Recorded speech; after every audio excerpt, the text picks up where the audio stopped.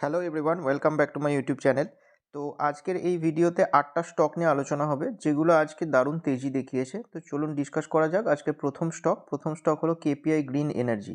তো দেখতে পাচ্ছেন যে আজকে 9.23% মতো বেড়েছে স্টকটা, 168 টাকা 5 পয়সা বেড়েছে, ট্রেড করছে 1989 টাকা 15 পয়সায়। তো দেখতেই পাচ্ছেন একটা সুন্দর ট্রেন্ড ফলো করে কিন্তু উপরের দিকে উঠছে। মোটামুটি এইভাবেই দেখুন এই চ্যানেলটার মধ্যেই ঘোরাঘুরি করছিল, কিন্তু এই জায়গাতে মানে এই ক্যান্ডেলে কিন্তু ব্রেকআউট দেয়। তারপরে দেখুন আরও ভালো রকম তেজি দেখা যাচ্ছে। তো স্টকটা কিন্তু খুব বুলিশ ট্রেন্ড ফলো করেই চলছে। এই স্টকটার কিছু নিউজ রয়েছে, চলুন আগে সেগুলো দেখা যাক। তো দেখুন এটাতে বলা আছে যে 31শে জানুয়ারির নিউজ, যে রেকর্ড হাই হিট করেছে এটা অর্ডার উইনের জন্য। তো মেনলি কেপিআই গ্রিন এনার্জি কিসের অর্ডার পেয়েছে, এই দেখুন solar power generation company units secured a new order of 5 megawatt for executing solar power project. তো সোলার পাওয়ার প্রজেক্ট এক্সিকিউটের জন্য কিন্তু কেপিআই গ্রিন একটা অর্ডার পেয়েছে, যে কারণে দেখবেন স্টকটা ভালো রকম তেজি দেখাচ্ছে। আর আরও একটা নিউজ রয়েছে, সেটাই লাস্টে দেখতে পাচ্ছেন যে KPI green announces bonus share issue in 1:2 ratio on January 1, record date fixed on February 15। মানে ফেব্রুয়ারি 15-এ রেকর্ড ডেট ফিক্স করা হয়েছে।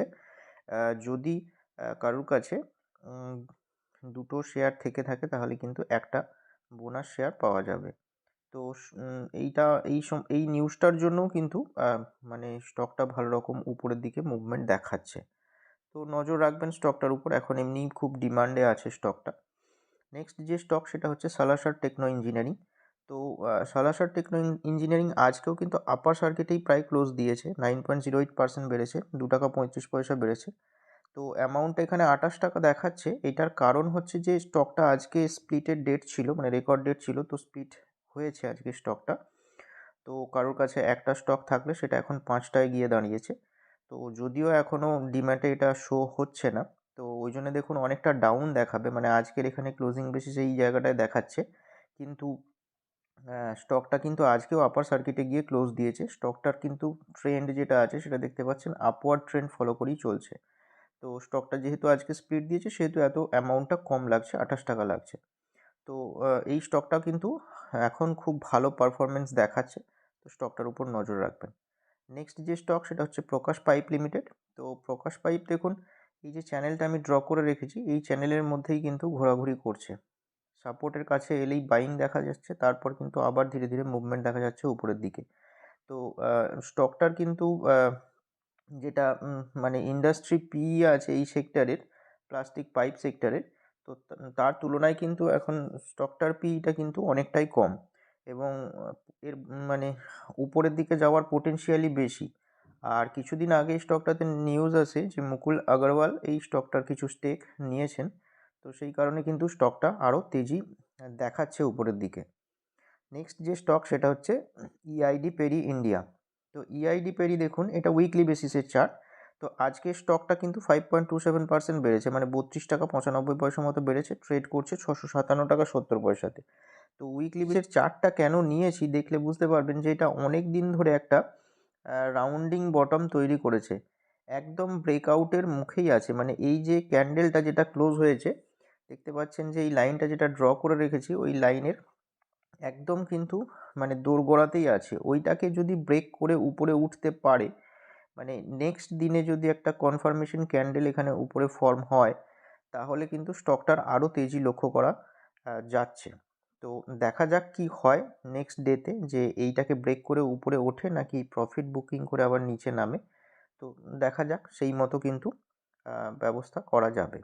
নেক্সট যে স্টক সেটা হচ্ছে এইচপিএল ইলেকট্রিক অ্যান্ড পাওয়ার। তো স্টকটা দেখুন 4.99% বেড়েছে, আজকে 14 টাকা 25 পয়সা বেড়েছে। এটা আজকে আপার সার্কিটে গিয়ে ক্লোজ দিয়েছে, তো 300 টাকা 5 পয়সাতে ক্লোজ দিয়েছে। তো এই স্টকটাও দেখুন খুব সুন্দর একটা রান আপ দেখাচ্ছে। এর অনেকগুলো স্মার্ট মিটারিং প্রজেক্টের অর্ডার আসছে স্টকটার কাছে। তো স্টকটা দেখুন এই ধীরে ধীরে কিছুটা ডাউনে আসে, মোটামুটি এই জায়গায় একটা বেশ ফর্ম করে আবার দেখুন ধীরে ধীরে কিন্তু উপরের দিকে মুভমেন্ট দেখাচ্ছে। তো স্টকটার উপর নজর রাখবেন। তো স্টকটার যে নিউজটা বলছিলাম যে স্মার্ট মিটারের প্রজেক্ট যেটা বা অর্ডার যেটা পেয়েছে সেটা কত টাকার, এখানে দেখতে পাচ্ছেন 2.4 বিলিয়ন টাকার। যদিও নিউজটা কয়েকদিন আগেকার 16 তারিখের, কিন্তু এর এফেক্টটা নেক্সট কোয়ার্টারগুলোতেও পড়বে, সেই কারণে হ্যাঁ খবরটা জেনে রাখা দরকার। তো দেখুন এখানে যে অর্ডারগুলো এসেছে কোথা থেকে এসেছে, various private advanced metering infrastructure service provider across India, মানে ইন্ডিয়াতে বিভিন্ন মিটার ইনফ্রাস্ট্রাকচার সার্ভিস প্রোভাইডার যারা আছে তাদের কাছ থেকে কিন্তু এই অর্ডারটা এসছে। তো এটা স্টকটার জন্য ভালো নিউজ, তো নজর রাখবেন স্টকটার উপর। নেক্সট যে স্টক সেটা হচ্ছে অ্যাস্ট্রাল লিমিটেড।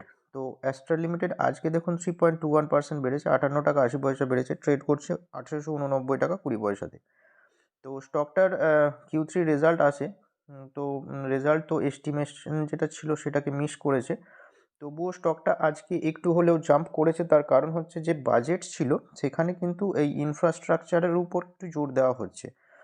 তো এই ইনফ্রাস্ট্রাকচারের উপর যে খরচাটা করা হচ্ছে সরকারের তরফ থেকে, সেইটাতে কিন্তু লাভবান হবে এই সমস্ত কোম্পানিগুলো, মানে অ্যাস্ট্রাল জাতীয় কোম্পানিগুলো। সেই কারণে কিন্তু আজকে একটু হলেও উপরের দিকে মুভমেন্ট দেখা দিয়েছে।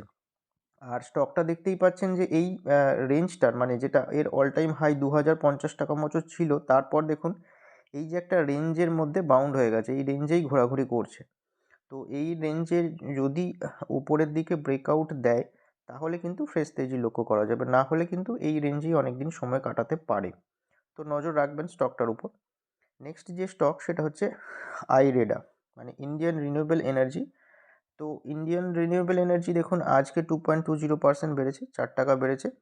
তো ট্রেড করছে 185 টাকা 80 পয়সাতে। তো এই স্টকটা প্রায় ডেলি বেসিসেই কিন্তু অল টাইম হিট করতে করতে যাচ্ছে, দেখতেই পাচ্ছেন এর ট্রেন্ডটা বুলিশ ট্রেন্ড ফলো করে সুন্দর রান আপ দিচ্ছে উপরের দিকে। তো এটা কিন্তু স্টকটার স্ট্রংনেসকেই শো করছে।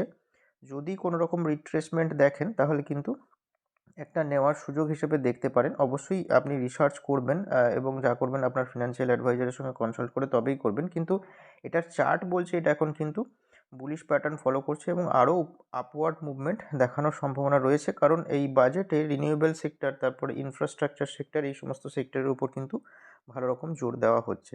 তো স্টকটার উপর নজর রাখবেন। তো দেখুন এইখানে আরও একটা নিউজও রয়েছে যে IREDA issues 10-year bond in ফেব্রুয়ারি।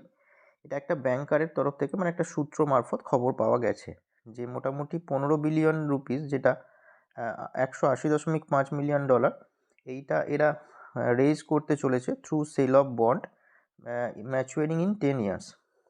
তো এইখানে একটা ব্যাংকার সেটাই বলেছে। তো দ্য কোম্পানি কি করবে, will invite coupon and commitment beads from bankers and investor in February. তো এই ফেব্রুয়ারি মাসে এরা মানে কোম্পানি ইনভাইট করবে কুপন এবং commitment beads from bankers and ইনভেস্টারের তরফ থেকে। তো সেই কারণে কিন্তু এরা 10 বিলিয়ন টাকা এইভাবে ইস্যু করতে চলেছে। তো আগেও মানে earlier this month IREDA raised 8.09 billion rupees through the sale of bonds maturing 3 years and 4 months. 3 বছর 4 মাসে যেটা ম্যাচিউর করছিল সেখান থেকেও কিন্তু আগে 8.09 বিলিয়ন রুপিস কিন্তু এরা রেজ করেছিল। আর এখানে এই যে যেটা রেজ করতে চলেছে সেইটা কিন্তু এখানে দেখুন ডিটেলসটা দেওয়া রয়েছে। 10 বছরের যেটা আছে টেনিওরটা, সেটা 10 বছরের। আর কুপনটা কত সেটা এখনও ডিসাইড করা হয়নি। ইস্যু সাইজ দেখতে পাচ্ছেন 15 বিলিয়ন। তো এই নিউজটা কিন্তু রয়েছে, তো সেই জন্য স্টকটাও দেখুন ভালো রকম তেজি দেখাচ্ছে। লাস্ট যে স্টক সেটা হচ্ছে সিগাচি ইন্ডাস্ট্রিজ লিমিটেড। তো এটাও উইকলি বেসিসের চার্ট। তো আজকে দেখুন স্টকটা 7.51% বেড়েছে, 5 টাকা 80 পয়সা বেড়েছে, ট্রেড করছে 83 টাকায়। তো এটা দেখতেই পাচ্ছেন যে অনেক দিন ধরে কিন্তু পারফর্ম করেনি, মানে লিস্টিংয়ের পর থেকে ডাউন যেতে যেতে একটা দেখুন রাউন্ডিং বটম প্যাটার্ন তৈরি করে কিন্তু সুন্দর আবার এই যে আপার লেভেলটা ছিল এই লেভেলটাকে কিন্তু ব্রেকআউট দিয়েছে, এই ক্যান্ডেলে ব্রেকআউট দিয়েছিল। তারপর দেখুন কিন্তু দারুণ তেজি দেখা যাচ্ছে। স্টকের স্প্লিটের নিউজও আসে এই জায়গাটাতে। তো ভালো রকম তেজি দেখায় তারপর থেকে, এবং স্টকটা দেখুন তার অল টাইম হাইতেই ট্রেড করছে। তো যেহেতু এই বাজেটে হেলথ কেয়ার সেক্টরের উপরেও জোর দেওয়া হচ্ছে, তো এইটা মেনলি ফার্মাসিউটিক্যাল সেক্টরের স্টক, তো স্টকটার উপর নজর রাখবেন। তো মেনলি বাজেটে দেখতে পাচ্ছেন যে যেরকম মোটামুটি রেলের স্টকগুলোর উপর জোর দেওয়া হচ্ছিল, যে সবাই ভাবছিল যে মোটামুটি রেলের স্টক খুব ভালো পারফর্ম করতে পারে বাজেটের কারণে, কারণ রেলের খরচার উপর এক্সপোজার বেশি দেওয়া হবে, কিন্তু সেরকম কিছু এক্সপোজার না দেওয়া মানে দেওয়ার সেরকম কিছু ব্যাপার দেখা গেল না। তো সেই কারণে দেখবেন আজকে রেল রিলেটেড স্টকগুলো কিন্তু খুব একটা ভালো পারফরমেন্স দেখায়নি। তো সেই জন্য বাজেটে বিশেষ কিছু তো ছিল বলে মনে হয় না। তবুও যেটা ট্যাক্সের ছাড়ের ব্যাপারেও কথা হচ্ছিল সেটাও কিন্তু কিছুই হলো না, মানে আলটিমেটলি লাভ কিছু হলো না। তবে এটা ইন্টারিম বাজেট ছিল, তো দেখা যাক ফাইনাল বাজেটে কি হয়। তবে একটা জিনিস ভালো যে জেনারেল মানুষদের জন্য মানে প্রেজ করেছে খুব, যে আমরা খুব ভালো ট্যাক্স পে করেছি, সেই জন্য অনেক টাকা কালেক্ট হয়েছে। তো আশা করা যাচ্ছে যে ফাইনাল বাজেটে এই ট্যাক্সের ছাড়ের ব্যাপারে কিছু হয়তো ঘোষণা হলেও হতে পারে, এটা সম্পূর্ণ এক্সপেকটেশন। তো দেখা যাক কী হয়। আর অবশ্যই স্টকগুলো নিয়ে আলোচনা করা হলো, স্টকগুলোর চার্ট প্যাটার্ন নিয়ে আলোচনা করা হলো, টেকনিক্যাল বেসিসে কী হতে পারে না হতে পারে ডিসকাস করা হলো। তো আপনারা রিসার্চ করুন এই স্টকগুলোকে নিয়ে, এবং অবশ্যই কোনো কিছু ইনভেস্টমেন্ট করার আগে আপনার ফিনান্সিয়াল অ্যাডভাইজারের সঙ্গে কনসাল্ট করে তবেই করবেন।